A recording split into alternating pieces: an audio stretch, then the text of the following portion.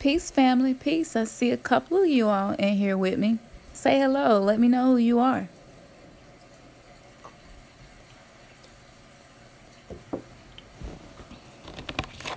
So, I want to wait a few minutes till some other people come in here. And I hope that you all had a pretty good day today. And so, hello and peace to you. Namaste. Namaste. You know, I'm country, so namaste.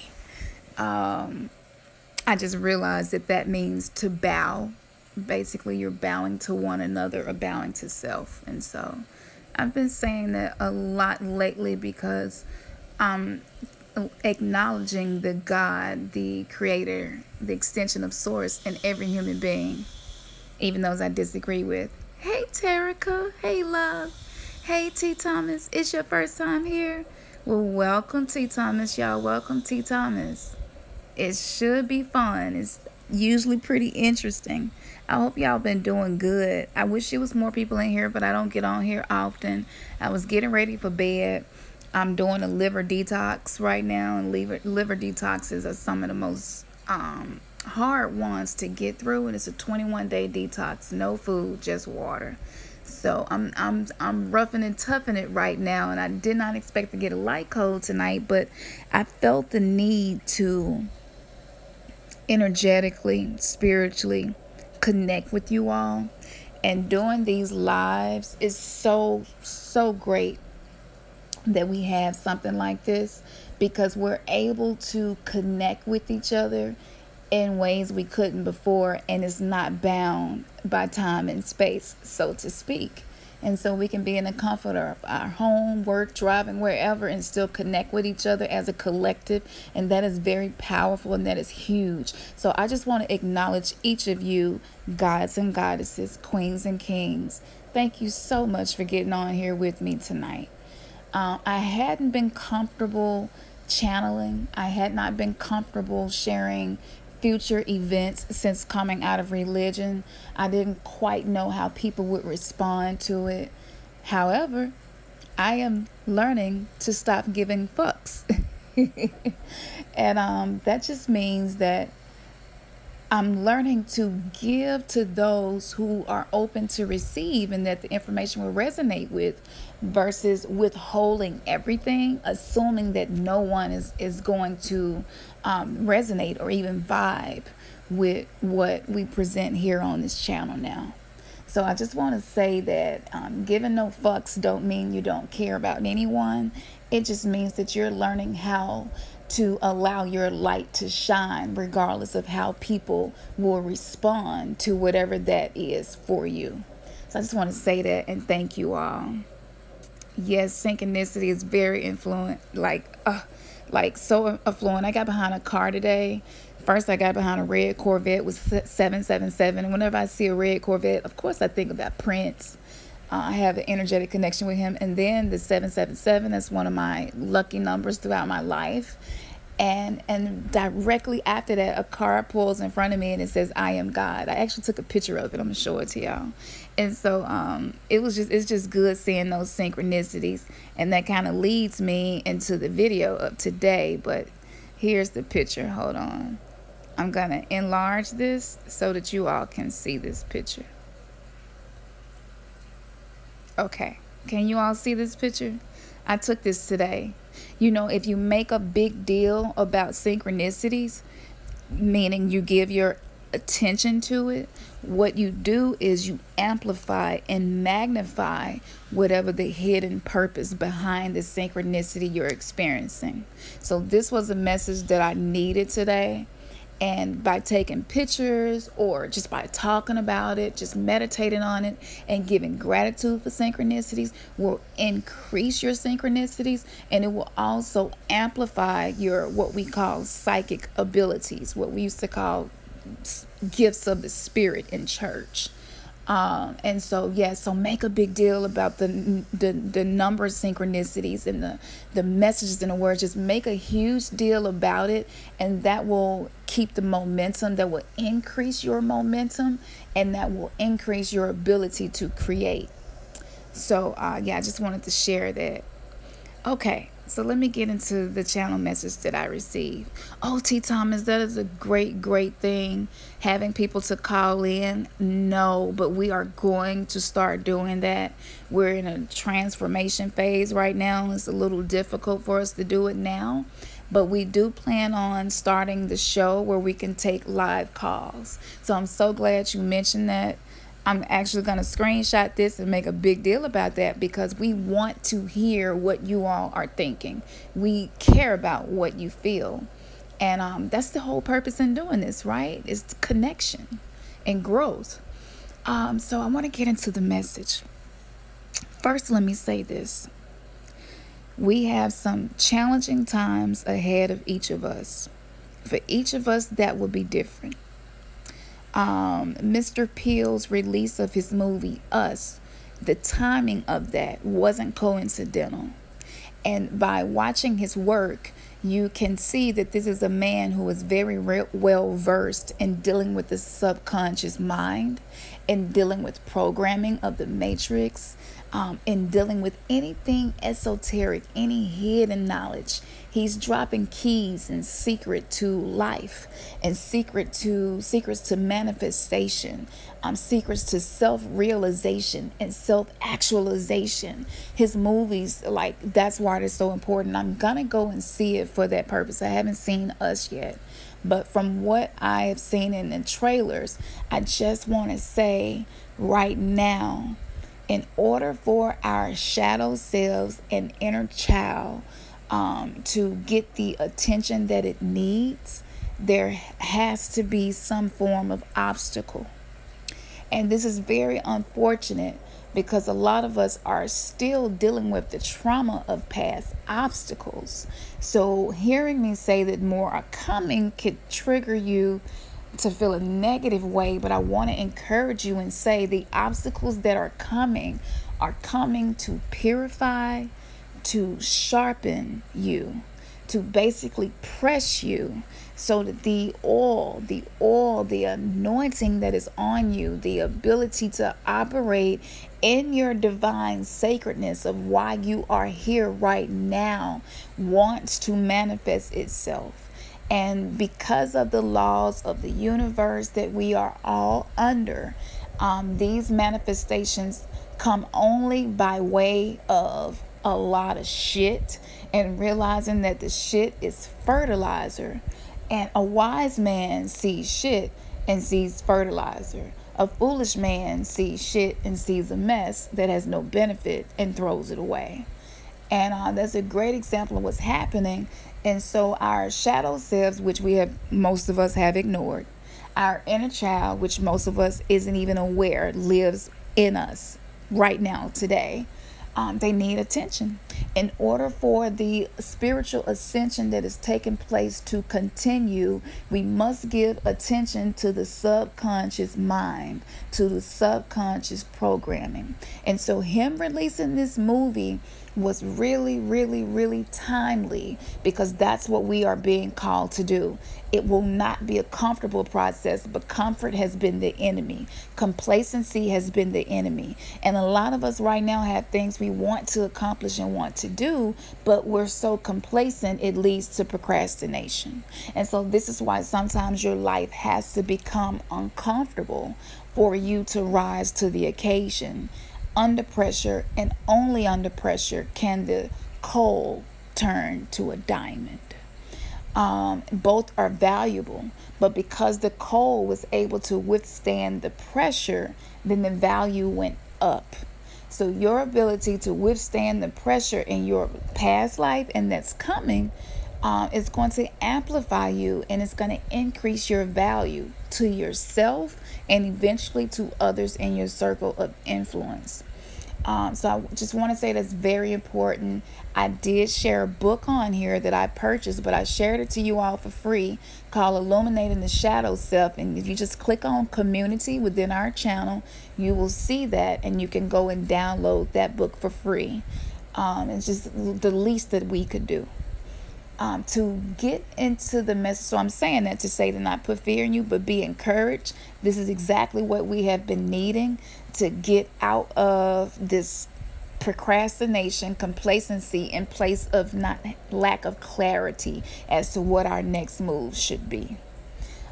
In light of all of that, Nipsey Hussle's death also factors into the energy of what's happening on a spiritual level. His death was the epitome of the manifestation of someone taking their shit and turning it into fertilizer. He did that. He accomplished that with a Christ consciousness. And he wasn't connected to a specific church. I don't ever remember him talk about practicing a specific religion. However, his actions spoke louder than his words could have ever. And in his death, our attention, magic is all about attention. That's really all it's about. And because so much of the world's attention is on his death right now, it's lending the energy into a place where it's going to give and harvest that will be a blessing for each of us. He, in his death, he has awakened each of us in our ability to impact our world, one person at a time. And specifically, he has allowed people who are the have-nots to see that I don't have to remain this way. I can absolutely change this, and I can walk in abundance in a way where my cup will run it over. And those who are oppressed and in need, I will be able to reach back and give to them. That is what his energy has communicated to me and a lot of other people. A lot of unity, a lot of good in the community. So many great things have happened since his death, and you can just research it and look it up. I mean, even the gangs in LA were all able to come together for his memorial that was done in his honor.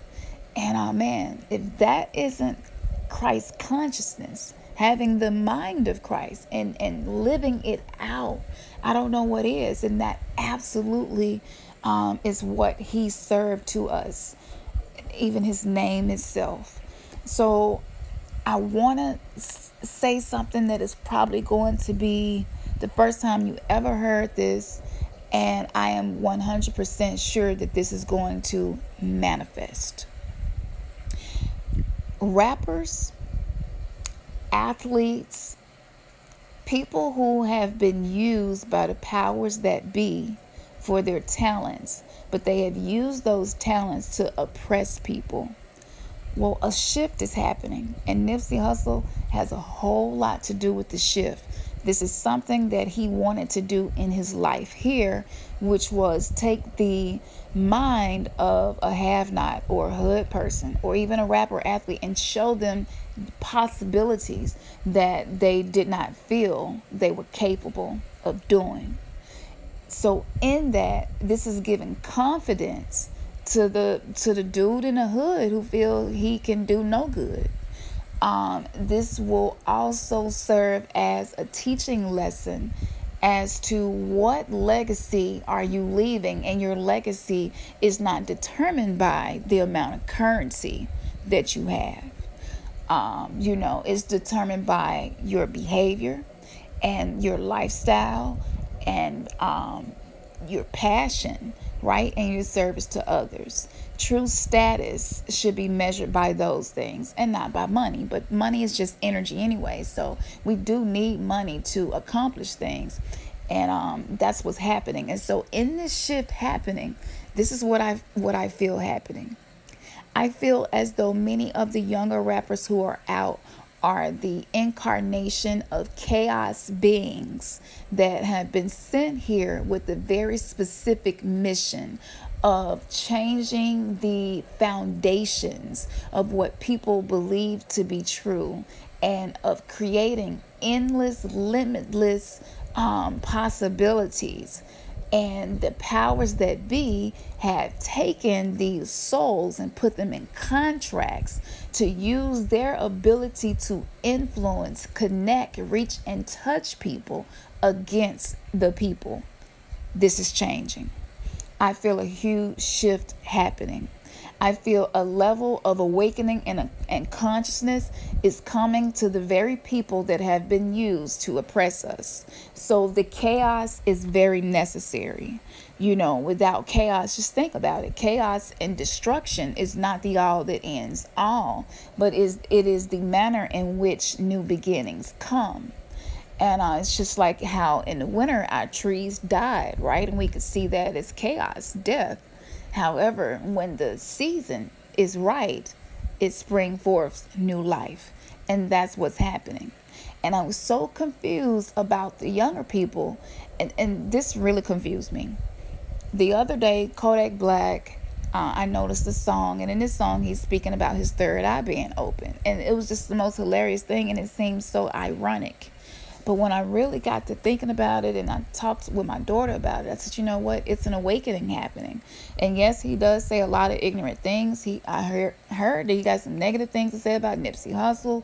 Other celebrities are kind of like getting on him about it. I know about all of that. But he is a perfect example of what I'm saying. We're seeing artists like him, artists like Lil Uzi and Lil Vert, and artists like Astro World that just came out recently. Who else? Man, we just see this tide happening. It's changing where they're talking about their third eye being open. They're talking about lucid dreaming. And so back in the day, conscious rappers, they couldn't really get played on the radio, right? The universe is very intelligent.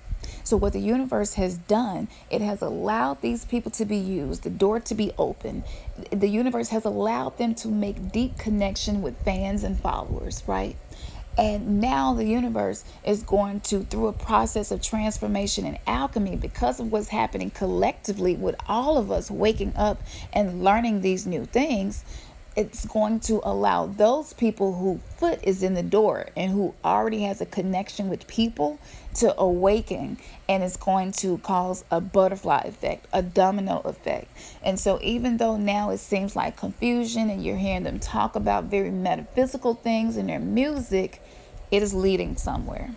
And I saw this coming a few years ago when Kanye had the first quote unquote, everybody's like, he's crazy, he's going crazy. And I realized that rappers today are what philosophers were in ancient times. And they presented things to people the way that they perceived them. And it was just something that made people think and made people question things. So with that being said, chaos beings is the only way that order is going to shift and be restored back in a way of harmony. Yes, harmony comes out of chaos. Absolutely. This is what some would call chaos magic. And the universe has a way of balancing the yin and the yang, the positive and the negative. And the contrast is necessary. Peaceful, conscious rappers from back in the day, I don't see them challenging Congress. I don't see them challenging anybody trying to control them. The Public Enemy was the closest thing we would come to someone who was willing to challenge and make people think and make people, open their minds to don't believe the hype. It's not many of those. But these guys right here are very cutthroat. A lot of them are gangster from their life and experience. A lot of them are hardened warriors, hardened soldiers, like real talk. And a lot of them have seen and maybe even been behind the pistol in the front of the pistol as much as someone who fought in a war, because growing up in the hood is war. And so this, for a long time, it's like, man, why has this been drawn out for so long with the hood and the mentalities and the behaviors and the psychological sickness that comes as a result of growing up in warfare, but not being acknowledged as a fallen soldier, and also being the victim to violent crimes by the very people who are supposed to enforce the law and to protect and serve. And all of these things have happened for a reason, and they are happening exactly how they are for a reason. Now, Kodak Black talked about sparring with Trump. I don't remember conscious rapper even talking about coming at Bill Clinton or coming at Bush or coming at Reagan. Correct me if I'm wrong, but again, this is huge what's happening. XXXTentacion, what was happening with him. Just a lot of metaphysical things they've been presenting to the youth. Okay.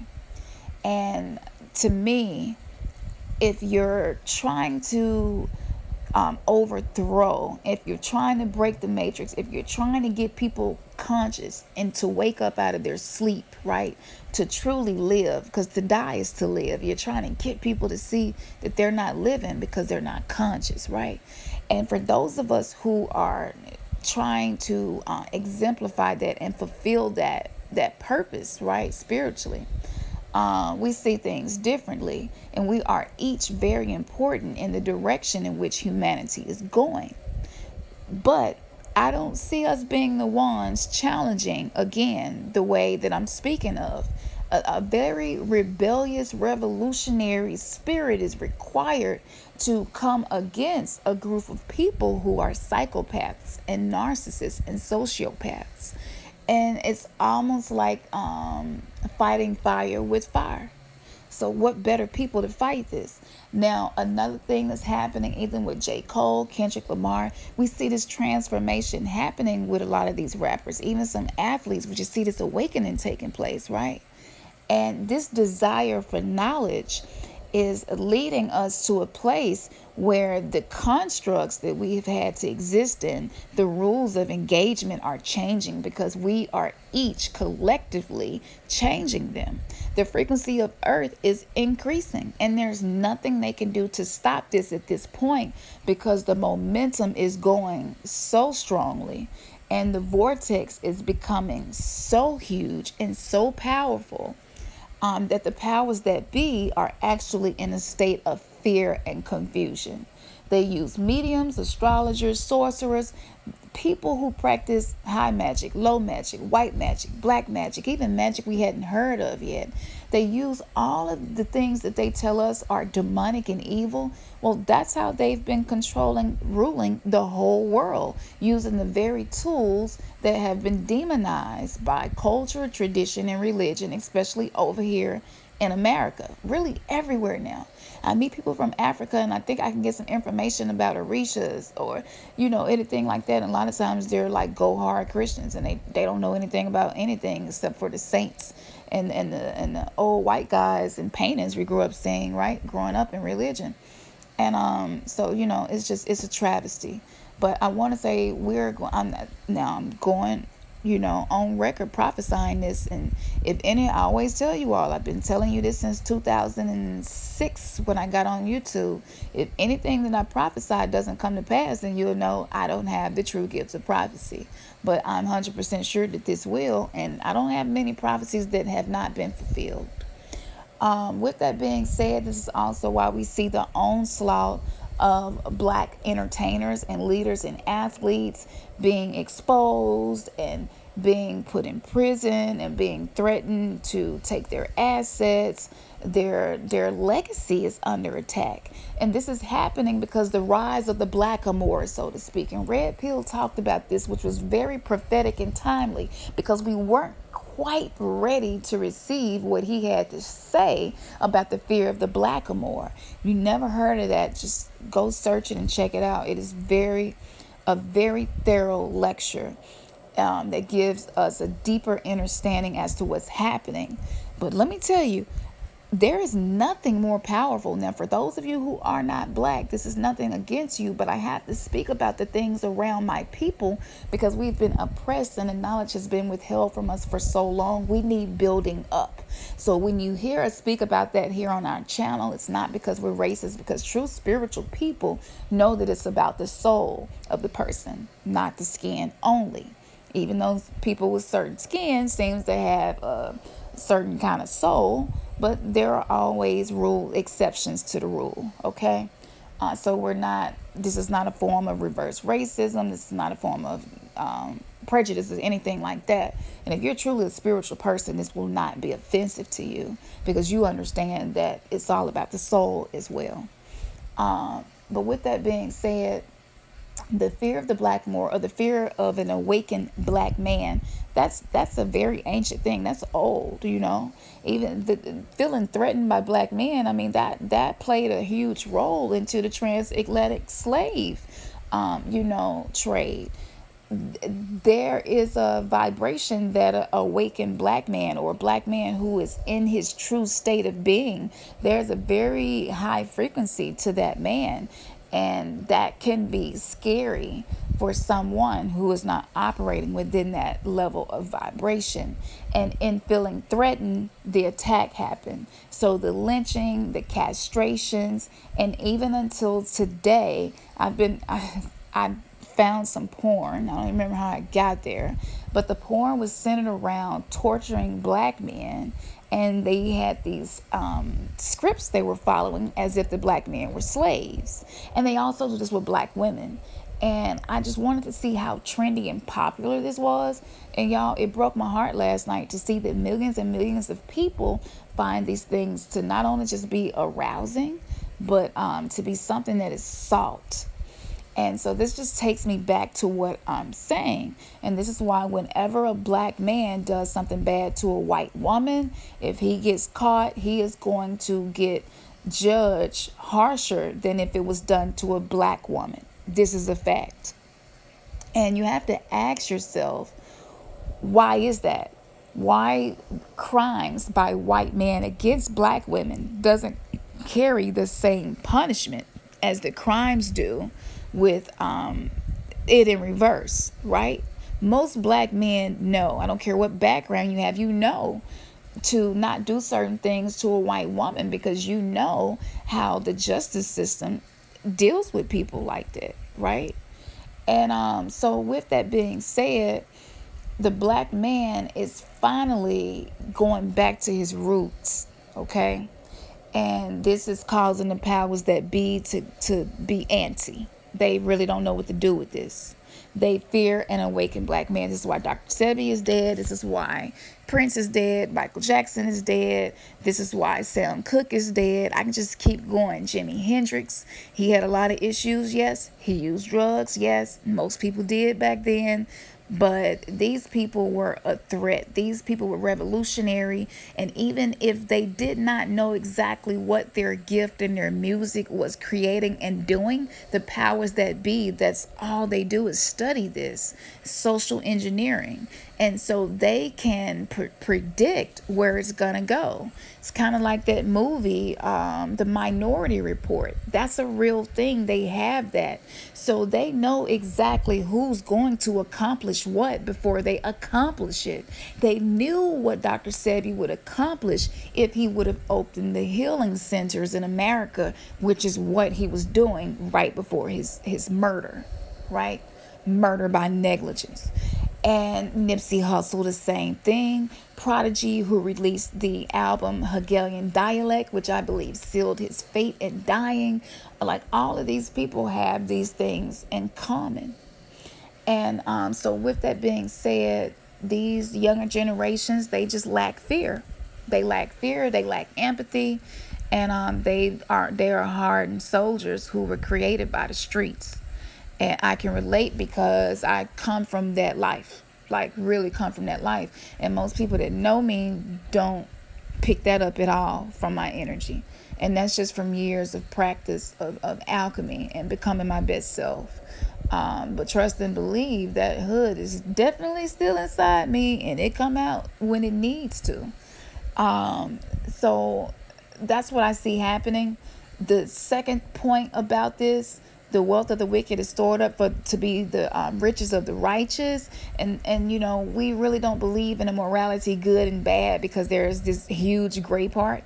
We kind of believe that something is either beneficial or harmful, right? And there are different levels and scales to how beneficial or how harmful. Now, we see athletes and rappers, you know, entertainers spend large amounts of money on what seems to be like foolishness, right? And I don't have proof of this, and I'm sure y'all probably know more about this than I do, could find some information. If you do, just drop it below once this is uploaded. But I believe that within certain contracts, with their earnings and whatever advance payments they get, that there are certain things they are not allowed to do with that money. or this would be a forfeiture on the agreement or contract. Now, this is how they control what is done with the money, so that the wealth of the wicked does not become riches for the righteous, or those who are living for the highest good of humanity, those who live to self-serve, those who live to vibrate love. This is what I would consider righteous people. But it is high time for the first to be last and the last to be first, and it is happening. And as this is happening, as the wealth is shifting from one group to another, the only thing that was missing was the consciousness level. So a lot of people who are influential people and that can spark huge change in the world have the funds, but they don't have the enlightenment. They don't have the spiritual consciousness. So now that spiritual consciousness is being added unto them, the money now will be able to be used in a much better fashion. And again, Nipsey Hussle was like the poster king for that. And so that's what we're about to see happening. Legally, I don't know how that's going to play out. I'm almost positive entertainment contracts, recording contracts, even athletic stuff. I'm almost positive there's some type of clause in there that they cannot use that money for whatever they want to. And so with that being said, because of the chaos energy, because of the return of Mayat, the justice, right, the hearts being weighed, because of the age of Aquarius, allowing us to operate in a knowing versus a believing, which was the hallmark of the age of Pisces. Now that is happening, these ancient prophecies spoken of in many ancient texts can come to a full manifestation. And the powers that be do not like this. They don't like it at all. This is the very thing they were trying to avoid. So this is going to be interesting watching what happens from this point forward. And you all mark my word, these young men and women, their music is the reason it's so different is because they don't have the filters that have been placed on a lot of us by society, culture, tradition, religion, and indoctrination. They exist outside of those filters. And yes, it seems that they are very bad role models for children. But who cares about that? We shouldn't be looking to these people, first of all, to be a role model for children. Now, everything has its purpose and existing. I'm not excusing what they do and saying that it's all beneficial, because it isn't. But which one of you on here, your whole life and everything that you do every day is all beneficial? Let the first one who is without sin cast the stone, And that's where we are. And the handwriting on the wall has revealed this to them. So it's going to be interesting to see what happens next. It's like a chess game, and we'll get to see what move they make next. Even with Samuel L. Jackson getting a chance to produce Captain Marvel, that is a huge accomplishment for a black man. You know what I'm saying? So the shift is happening, and it's not happening the way we thought it would, but it is indeed happening. So be encouraged and know that things are changing. Yes, it is difficult. Yes, this is a lonely path to walk because there aren't many people who you can talk to about these things. However, the reward and the victory lap. Nipsey Hussle did the Victory Lap, his album, and his store was called Marathon. You know what I'm saying? He was letting you know that what I came to do, I have done. Now it's up to you to pick up where I left off in the physical form. And so with that being said, know that you are very important. Your existence is very important. You are listening to me right now because of how important you are. And I just want to say to you, don't forget that. I know you have to work, school, and we have these very monotonous repetitions from day to day that we exist in, and it just seems to be feeling like it's constricting you. Things that didn't bother you that much, you feel like you need to be liberated from them all of a sudden. And that is one of the characteristics of going through this spiritual awakening that we're going through. And so right now, Learning to control your mind is one of the most powerful things that you can do.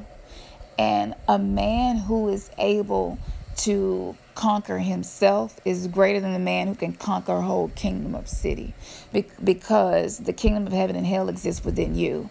And so being able to conquer your mind, yourself, your obstacles, and change your patterns, that is huge. Because if you go the same way home from school or work every day and you do the same thing, guess what? The possibilities and the potentials that exist within you don't have a road or avenue to manifest and show themselves to you. You can't give birth to those things. You have to create your own fork in the road. You don't wait for a fork in the road to appear. You create the fork in the road by breaking your programming, by changing up your routine. And with that being said, I'm going to lead into a story of what happened today that just solidified I needed to do this video tonight.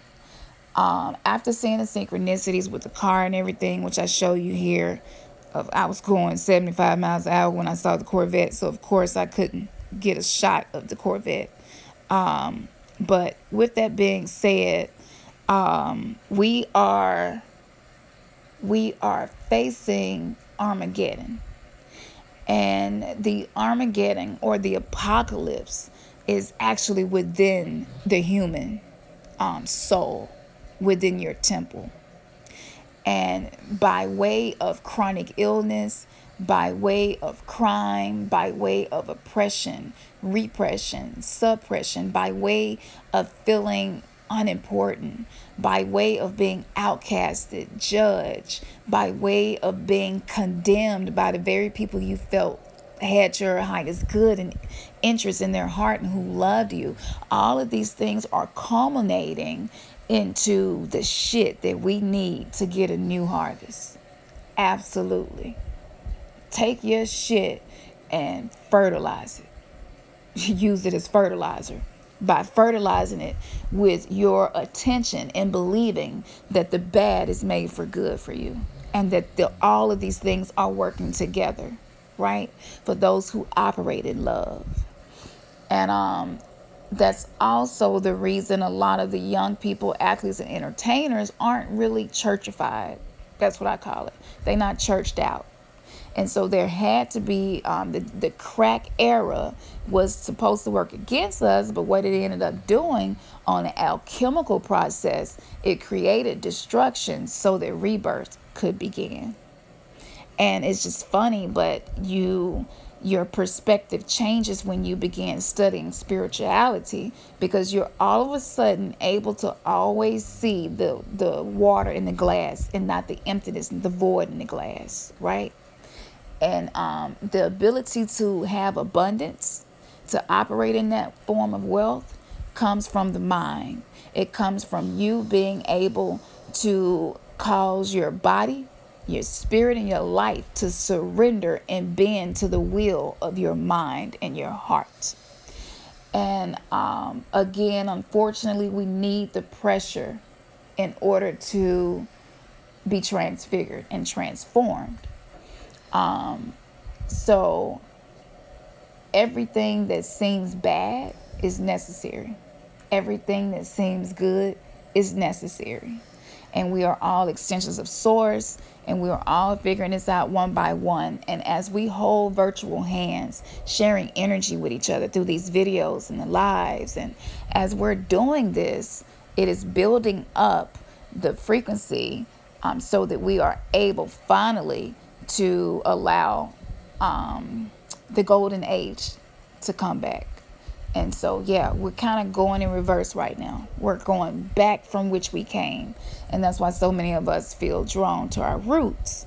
And the generation who wasn't forced to go to church every Sunday like a lot of us were able to experience life without so much of the programming that was created to enslave the mind, right?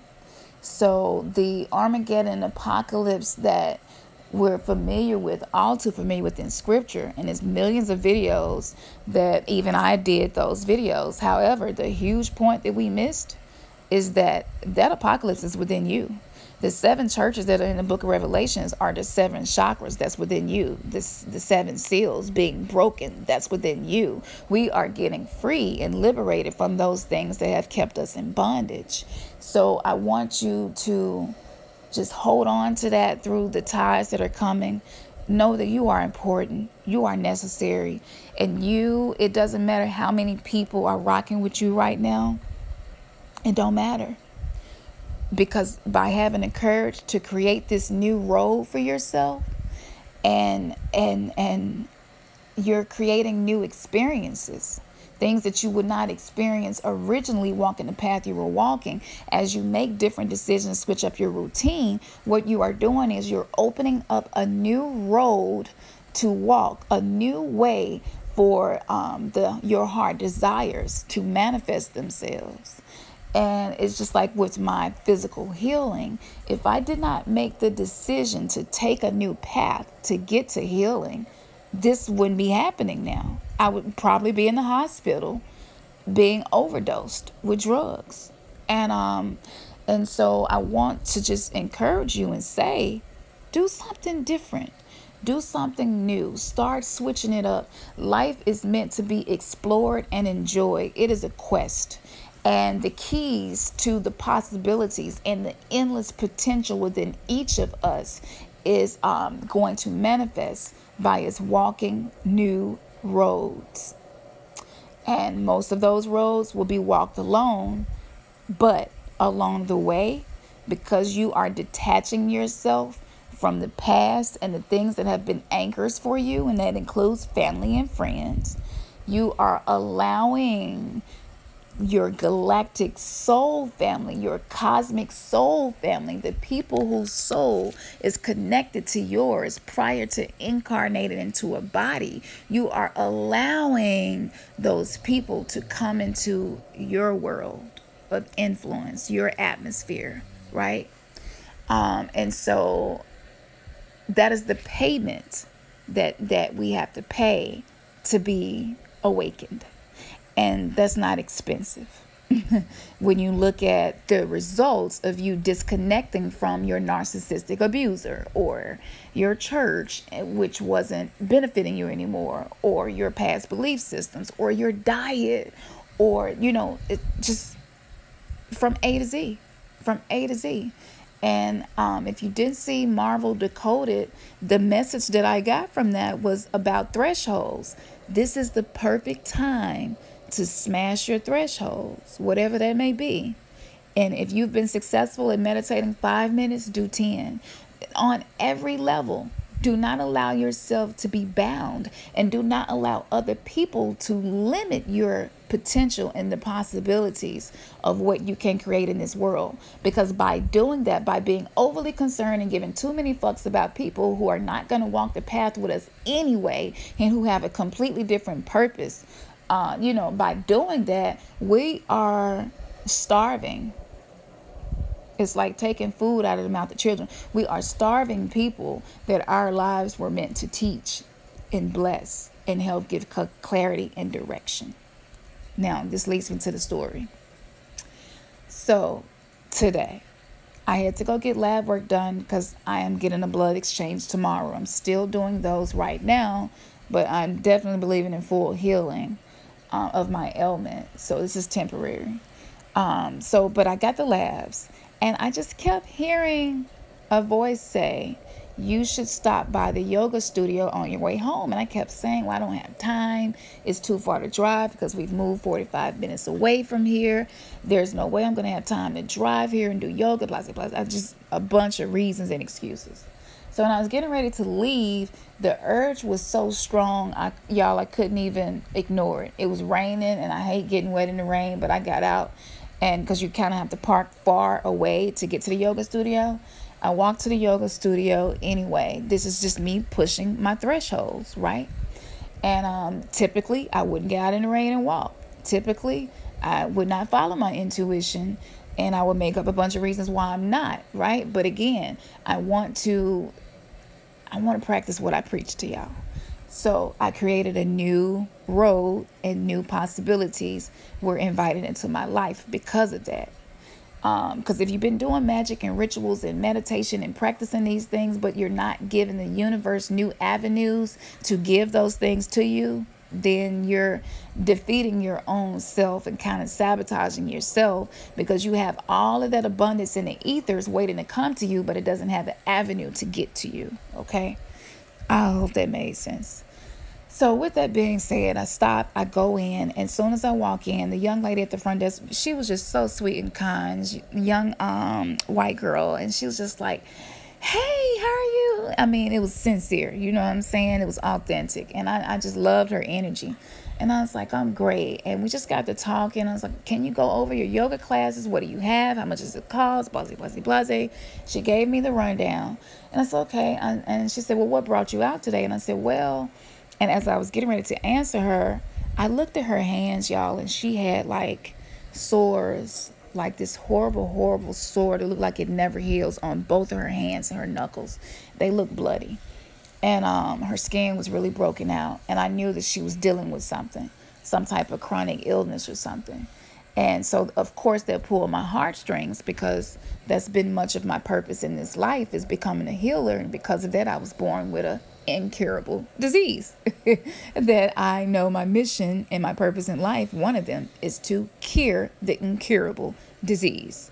So, you know, my heart connected with her instantly.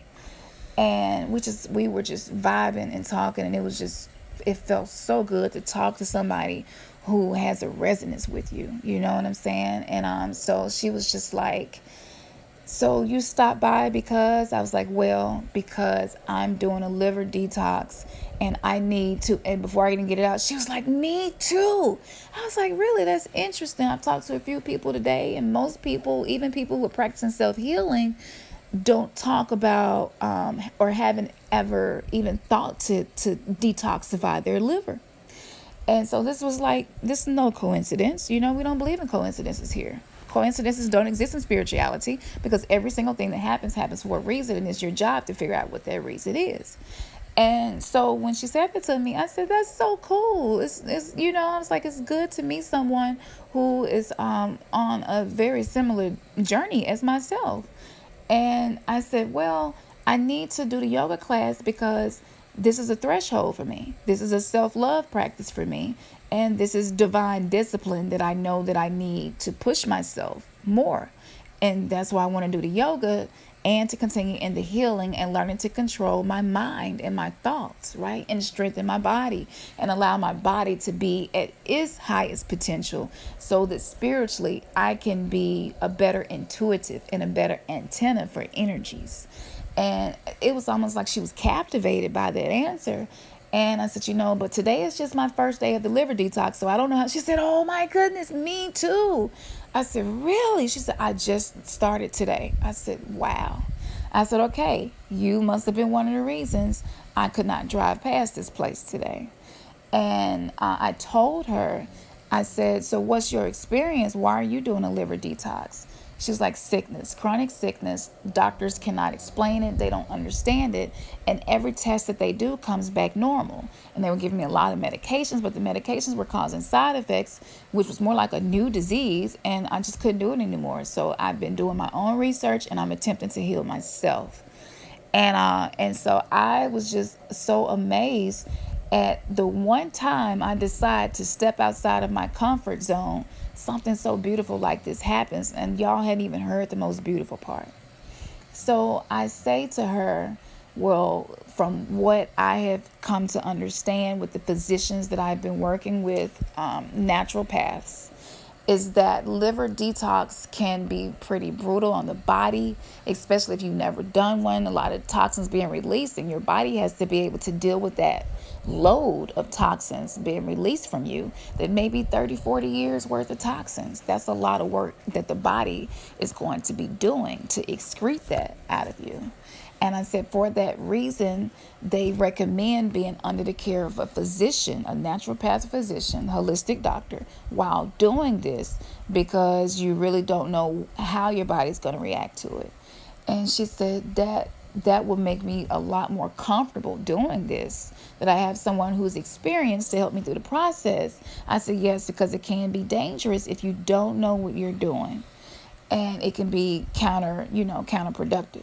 And I said, I feel horrible because a young lady I'm very good friends with, I shared this doctor with her, and because I'm a patient there, I get emails for free consultations. Like, y'all, it's the best consultation I ever had. I must admit, especially to be free. And that's going to help you get clarity and figure out exactly what it is you need and what the issues may be that you're having. And I told her, I said, so they just started a new special and I can invite a friend. I would like to invite you as my friend to get this free consultation if that's okay with you. And she was ecstatic about it. So I gave her my phone. I let her fill out the form and everything. Then I filled out my portion of the form, emailed it off. She's like, oh my goodness, I'm so glad you walked in here today. You have no idea how much I needed this. And she saw my ring. I have the Eye of Horus on my ring. You all have seen it. And she said, I love your ring. Where did you get that? And I was like, I actually got it locally at a spiritual shop called Ebo's up the street. She said, oh my goodness, okay.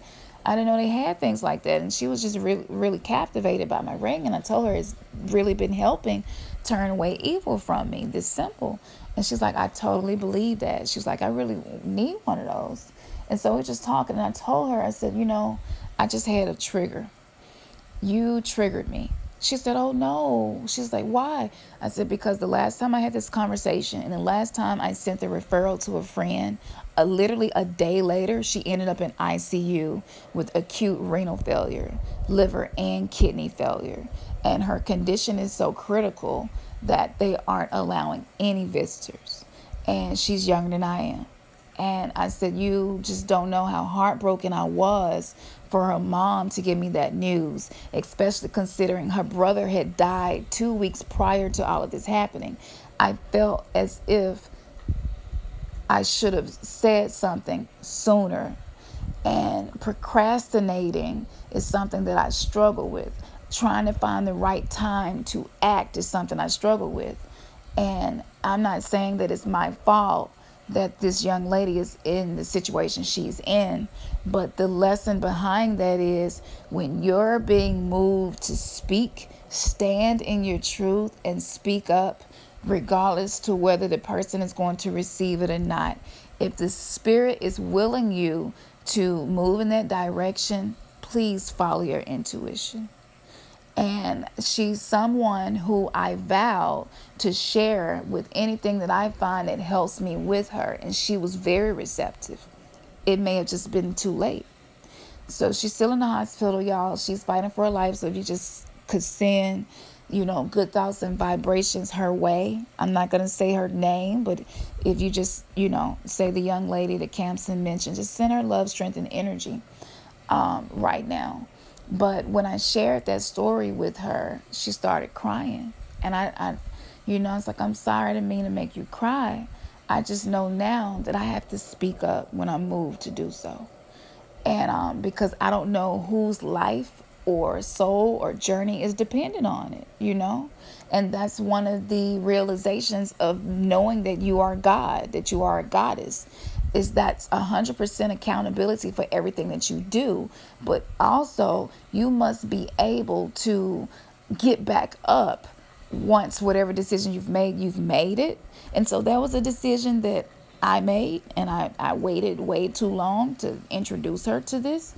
And she's there. I'm not fully the reason she's there. However, the lesson in that, I learned that lesson. And I was telling her, with what you're going through, it is not here to kill you, but to make you better, to improve you, and to help you become the self that you know that you can be.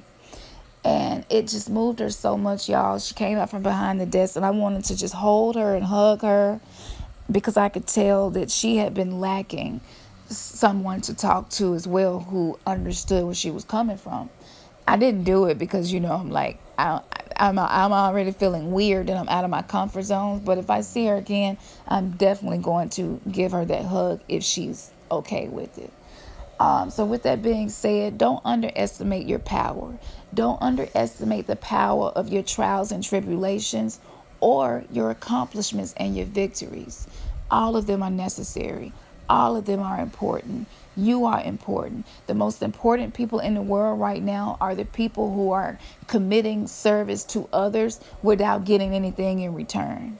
If you are someone that is concerned about people, but you don't have your hand out to get anything, but your concern moves you to action.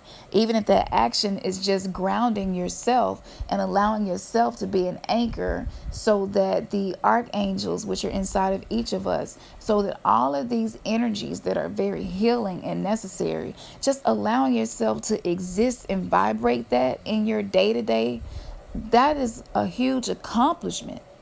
And that is what makes you successful, truly successful. So the spiritually minded people and the people who finally were not afraid anymore to get in the race for real, to run the marathon, already believing that you have the victory before you even hit the finish line. For those of us like that, whose hearts are truly pure and in the right place, though many of us are demonized and misunderstood and outcast because we've left the belief system of our family or tradition, the wealth is coming to us because the universe knows that we will do the right thing with that currency, with that energy, and that it will not stick to our hands, right? And I believe this 100%. So if you're struggling to figure out what to do to create more income for yourself, I just want to say, take it easy. And instead of trying to make things happen with a lot of effort that is counterproductive, learn to get in the ebb and flow of things. Keep yourself in a open state of mind and being, and continue to create these new avenues for you to explore.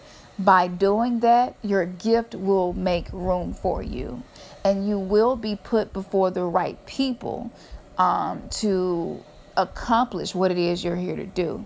So I just want to encourage y'all. Spiritual people were never supposed to be in poverty and lack in the first place.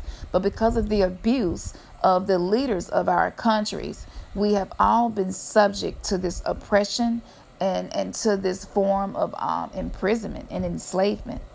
And that's what I'm getting from all of this. That's what I feel.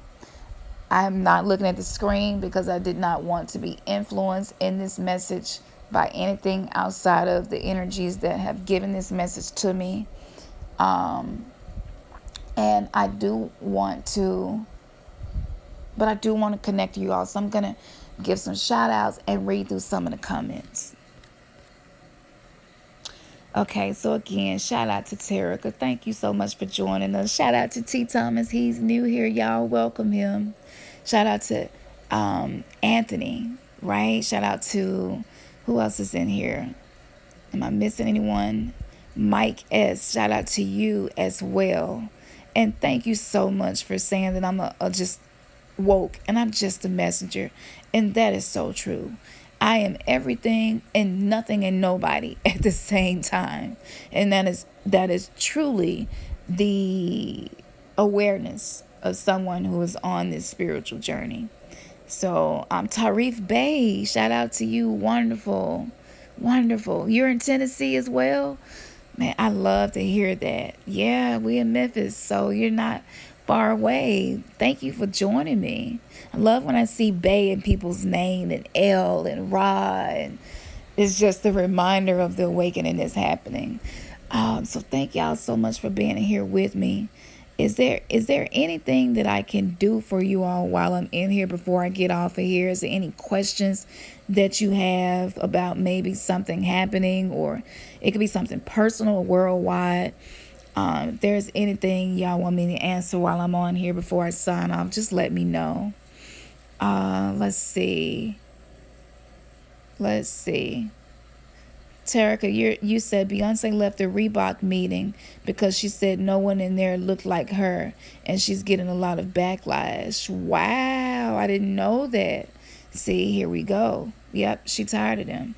I'm telling y'all, this awakening, the rituals. Oh, you in Memphis too, Terica? Yay. See what I'm talking about? Our soul family. We are literally finding each other. Do y'all know the odds of finding someone who's on the same vibration as you? And then to find out they're not even far away physically from you? That's beautiful. That's man, that's special. Terica, hit me up. Like, yeah, maybe we can get together one day. That is, man, that's beautiful. It's just not a lot of waking people in Memphis. So when I come across one, it's like winning the lottery. um, Anchor of Love 222. Hello. You said that's really interesting. You speak about the liver because a spiritual person asked me if I had trouble with my liver and I was going to do a detox. See, Anchor of Love, you see what I mean? You see what I'm telling you, y'all. If I just had deja vu just now, and whatever happened after this was a really good thing. So this is a great live happening here, y'all. I don't know what's going to come from this. If you missed it live and you catch it later, that's okay. You can still get in the vortex with us. But I want to address what you're saying. Yes, the liver is connected to anger and frustration as well. And because of the trauma that a lot of us have experienced, we are experiencing liver failure, not just because of the toxins and everything in the environment right now, but because of the anger and the frustration. It stores itself in the liver.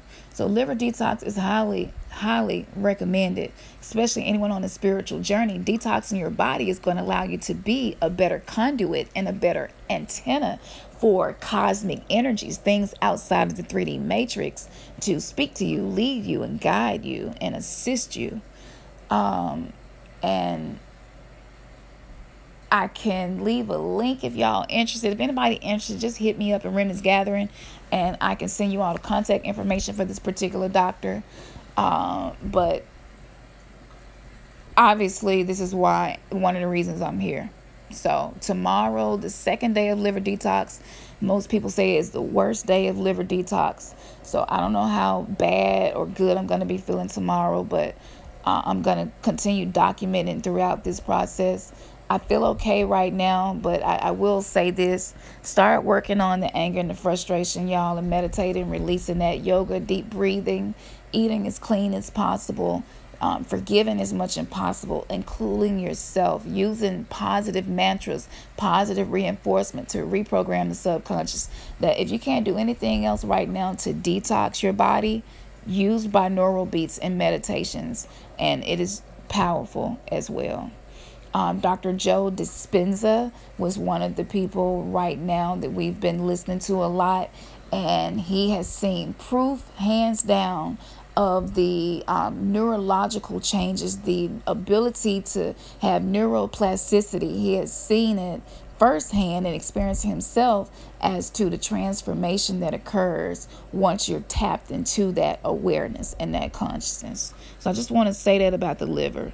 Terica, doing a video on the afterlife. Yes, it is indeed time, especially since we are losing a lot of our people who had a Christ consciousness that they were operating in. I'm going to write that down, okay? Anchor Love, that's so great. That is so great and so good to hear. But yeah, the afterlife, that's important, y'all, because you know the reason why that's so important. Death is an illusion. That's all it is. Just like everything right now that you see, feel, hear, taste, it's just an illusion. The real world is the unseen world, the world that's not temporal, the world that is truly infinite, everlasting. You know what I'm saying? The true Alpha and Omega world is in the unseen realm. And so with that being said, in every Hollywood movie, books and stuff growing up, stories were presented to us as if death was the worst possible thing that can happen to a human being, but it isn't. Everything is opposite of what has been presented to us, y'all. Anybody been on a spiritual path, you have learned that they call good bad and bad good. And so a lot of the things that I thought were bad, I am now leaning towards as a resource to help guide me. So with that being said, death is a very powerful thing. And because you don't die, energy never ceases to exist, but you go into a different dimension, a different consciousness, a different level in death. and you shed the skin as the snake, the serpent does, but it doesn't change who you are and your passions and your heart, all of those things. And so with that being said, there has been a lot of misinformation about the afterlife, and ancient Egypt were a civilization who put a lot of focus into the afterlife, even to the point of making sure that the soul had things that it needed in the afterlife and putting those things in the sarcophagus, and mummifying them. All of that was done, and the pyramids were built in a way because they believed so heavily in the afterlife. So that would be a great topic. And I don't know if I'm going to write some stuff down, or maybe we can just stream it live and talk to each other about it. Let me write that down right now so I do not forget. We will do that show, Terica. We will. Bandana. What's up? Peace, brother. Peace to you. Yes, listen to very high frequencies. Absolutely, we need that. The body, mind, soul needs that right now. And because of the 5G that's being released, we are being bombarded with radiation and with energies that are opposite to the energies that are necessary for spiritual ascension, awaken, or spiritual descension. Because Bobby Hemmett talks about you actually want to descend and not ascend. And he may be right, because even the Christ, the Jesus in the Bible, before he ascended, he did what? He descended to hell, right? So that very well may be right. We have, I'm not fully sure yet if one is more important than the other, but ancient Egypt had a lot of things right, and so I'm leaning more towards the underworld is the preferable world of spiritually awakened people. And what we have been taught is misinformation. A lot of it was intentional and some of it wasn't. So know that there is no death. There is simply transformation. And when you shed your skin, the 3D body, right, you still are the temple, but the temple was in a 3D form, right? So you basically just lose the walls and the ceiling, and you're free.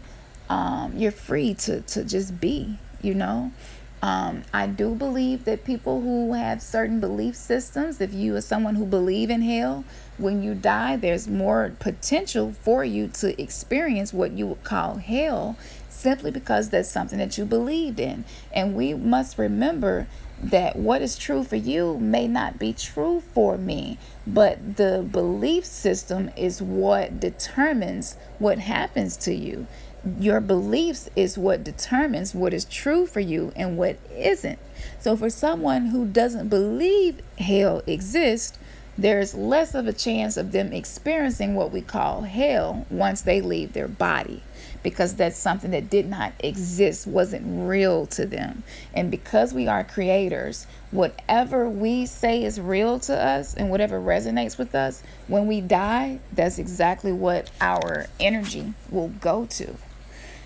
So let that be a motivation for you to keep doing what you're doing and doing the spiritual work and the shadow work, so that when you leave your body, you're able to ascend to a higher level of consciousness versus being locked into because this soul recycling program that we're existing here on earth, the war between the archons and the demiurge, the demigods, the Nephilim, Enki, Enlil, all of these different primordial stories and energies and ancient myths have some truth to them.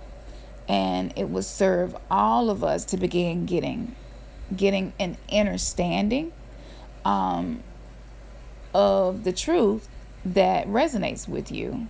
Research it, see where it goes. Because if you happen to leave your body and you did not accomplish overcoming these things, I do believe that is what allows your soul to be recaptured. And there is a program of forced reincarnation. I don't believe all reincarnation is because we want to. But whatever lessons you don't learn in one life, your soul comes back to fulfill that lesson or that mission. And that is one of our motivations for pursuing this path of spiritual awakening, even though we don't have support of family and friends in doing this. And it is something very frowned on. But we're willing to do it we're willing to do it because we don't believe, we know that this is our purpose. And if we don't start shaking things up, I mean, how do you expect society to change? It's not going to change until we change it. And we can still do the show, but I just wanted to share that about the afterlife that I felt that was very important. And this is why in the movie, they're always trying to stop the world from ending. They're always trying to stop from dying. They're always trying. And so this, on a subliminal subconscious level, this has programmed us all to either fear death, be uncomfortable with death, do everything we can to avoid death, and not see the beauty and power in death.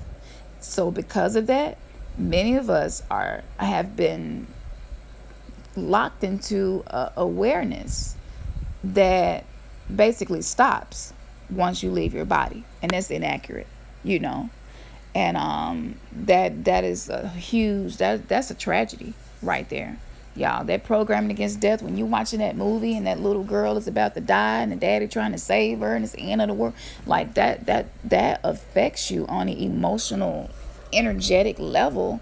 And yeah, it's that's why life insurance policies and stuff, and even just insurance period, that's why it's such a lucrative market, because a lot of us do fear death and fear what happened as a result of that, and so we don't see the beauty in transformation of our energy.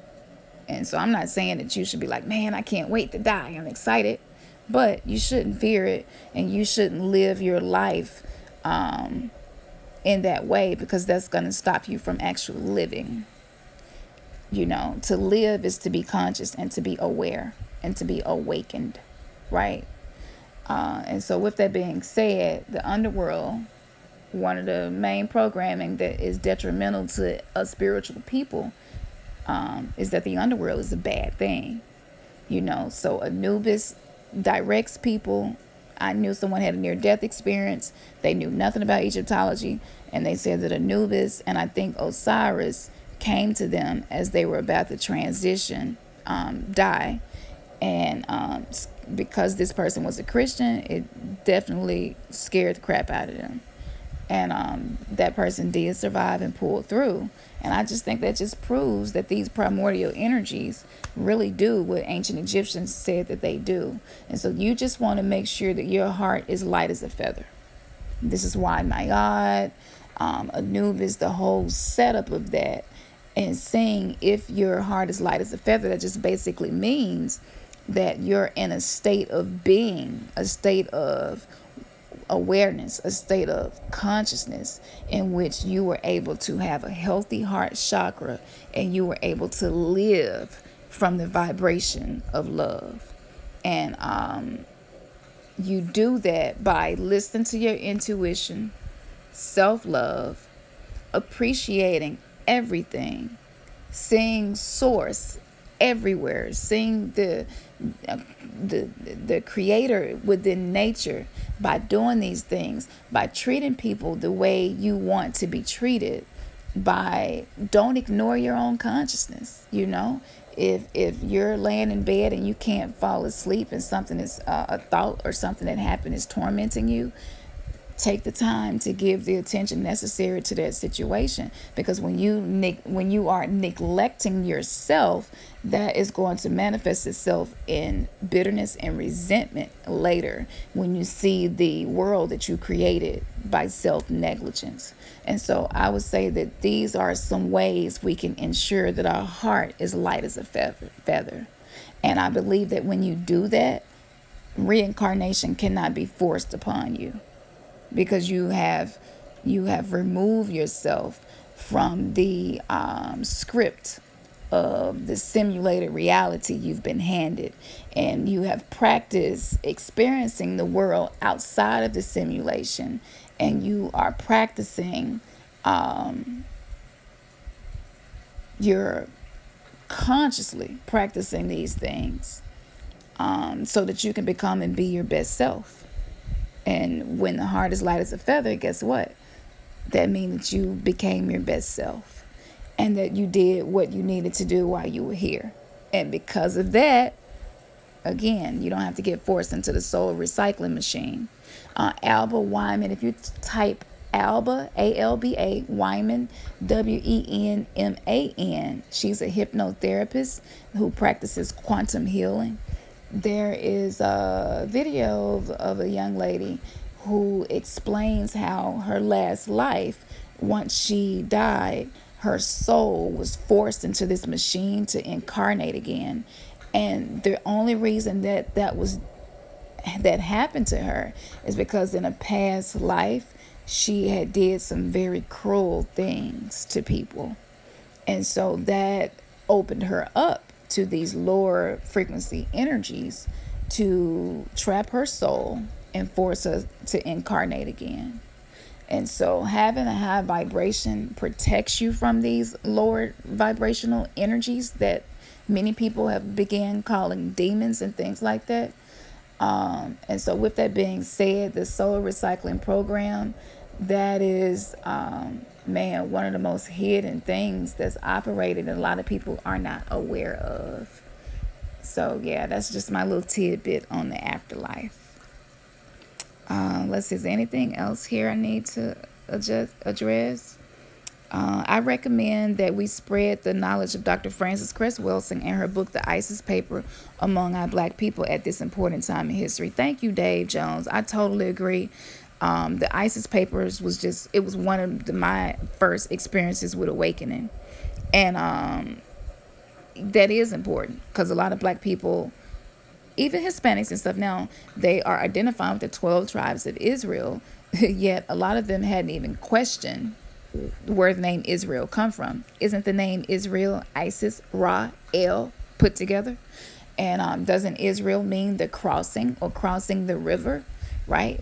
Isn't the river like a chasm, right? Just like the Bible with Lazarus in Abraham's bosom, and you had this chasm, you had this man who wanted water, but he couldn't cross the chasm to take the water to him. All of this stuff, this is just metaphysical teachings through metaphors. And so with that being said, going back to scholars who were presenting information to us that was controversial at the time and still is today is very important. So I totally agree. Terica, yes, Bobby Hammond said we have to go to the dark side, and we do. It's crazy because we perceive dark as being harmful, but you were knitted in your mother's womb in the darkness. Darkness hovered above the waters in the creation story before light. Light came as a result of darkness. Light came out of darkness. Everything right now that exists came out of darkness. Every plant that you see outside growing first began in darkness, under the soil, in dirt. And also darkness has been demonized, and it's a beautiful thing. It's nothing evil or demonic about it. And that's why so many scary movies, I never really vibe. I never really vibe with scary movies because I always felt like it had a hidden agenda and it was doing something to my soul when I would watch them. But that's why it's not good, because that made us fear the dark. That made our children fear the dark. The very thing that protects us, the very thing that we can use for manifestation, the very thing that we were surrounded in for 9 months before coming out into the world, and it was comforting to us, became demonized and something to be afraid of. And y'all see the trickology, you know what I'm saying, being worked against us. So yes, going to the dark side, it's necessary. And that's why these rappers and stuff that I'm talking about, and these people who seem to be very dark, that's why they have a lot of money right now. And as they awaken, they will be able to use the darkness for good. I believe that 100%. 100%. Bandit, I'm going into meditation, relearning how to build the technology we have. Oh, Bandana, that is great. We can start by creating. I agree. That's the reason kids are afraid of the dark, even some adults. Yes, Terica. And Stephen King is even afraid of the dark, and he's still write these horror movies. So, it just speaks to what we're saying. And I wanted to say that, Bobby Hemming also said that dark things, dark magic, dark arts, it's the only thing that the powers that be fear. And, it makes sense that they fear that, because they know that that's what they've been using to maintain the power that they have. And we have been programmed to think that it's wrong, evil, and nothing good can come from dealing with darkness. And now that we're awakening, I've never seen so many black witches just public about it in my life. You know what I'm saying? And, so we're just getting free. The stereotypes, our mindsets are being liberated. The age of Aquarius has been a wonderful blessing to us.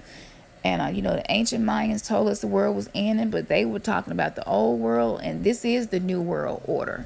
We are the new world order, and we are bringing order out of chaos, and we are changing Earth one day at a time.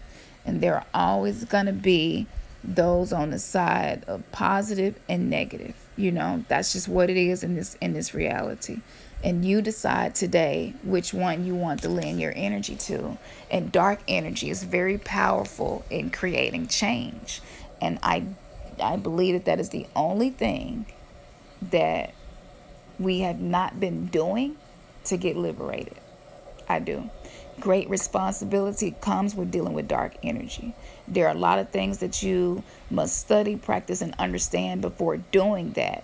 And if you have struggled with dealing with the darkness, the shadow parts of you, the shadow self, the things that you hide from other people, the things that were too painful for you to remember, so it's compartmentalized. If you've been having a difficult time moving into that form of soul work, spiritual work, then I would invite you right now, as the energy lends itself, to go into that. And I'll share with you a simple shadow work activity that we've been doing that has really been helping us, because to know God is to know thyself, and ye are gods. And so once you're able to know your own darkness, which is your subconscious mind, once you're able to understand, understand, overstand, and know that, you will better be able to not ever be a victim again to seen and unseen energies who only a mission is to oppress you and stop you from fulfilling your purpose and doing what it is that your heart desires to do. And so with that, a simple activity that you can begin doing at night, I write down all of the negative thoughts that I had throughout the day, and then I brainstorm what the solution is to those thoughts on paper. And it seems like that's counterproductive, but it's not, because the subconscious mind is revealed in the dark thoughts that we have, in whatever loop of thoughts that has been keeping you in bondage, right? And making you be in a lower vibration. And so by giving attention to those thoughts and by brainstorming the solution to that thought, you are learning how to control the ego, the energies of the lower chakras, and your shadow self. You are learning how to harness the energy from that so that your life can actually become what you desire it to be. But if you do not self-reflect and go within and deal with your own darkness, you cannot do any form of dark arts and it not be harmful. So I would say the most powerful dark art or dark magic is learning how to transmute your own darkness. To me, right now, that is the most powerful dark magic that we can be doing, is self-mastery and getting familiar with our shadow self. Shadow work is not for the, shadow work can be difficult. And so I would like to add, because we did hit that difficult space, and Ernest is still dealing with some of those difficulties right now, because it's just some stuff that's just really painful and traumatizing. There's some things you just really don't want to deal with because it hurts, it's uncomfortable. So I would say to you, because a lot of us are deprived of self-love, alongside of doing shadow work, make sure that you're practicing self-love. And New Mind Frame, NUMINDFRAME, New Mind Frame on YouTube. She has a very, very great collection of videos that she's done about self-love and shadow work. So I want to point you in that direction before we end tonight. And again, people, let's keep holding virtual hands. Let's keep following our intuition. Listen to the things that give you bliss. Give attention to the things that make you uncomfortable, because within those things lie the key to learning how to bend the spoon with your mind. I want to say good night to you all. I'm going to try to get some rest. Blood exchanges are difficult sometimes, so I need to try to go in well rested. And just peace, love, infinite harmony, infinite power to you. And I believe something special is going to happen tonight for each of us. So hold on to that energy. Hold on to the unconditional love you operate in.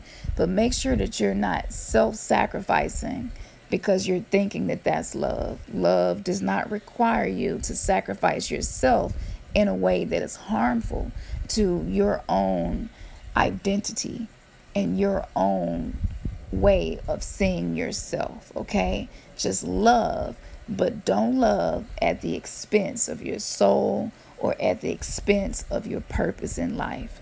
That is counterproductive, and that's how we got in this situation in the first place. So listen to your heart. It will not mislead you. Listen to your intuition. Be encouraged, and know that we are just some of the forerunners right now. 5 to 10 years from now, a lot of the people who have shunned you will start coming into what you're coming into now. So just know that we all are changing everything. There are infinite amounts of possibilities because there are infinite amounts of variables. Don't underestimate your power. Don't underestimate the power of love, especially self-love. And don't underestimate the power of the dark things that exist within you and what it can create. All right. Peace, love, good night. Your third eye has just been kissed. Mwah. Good night to you all.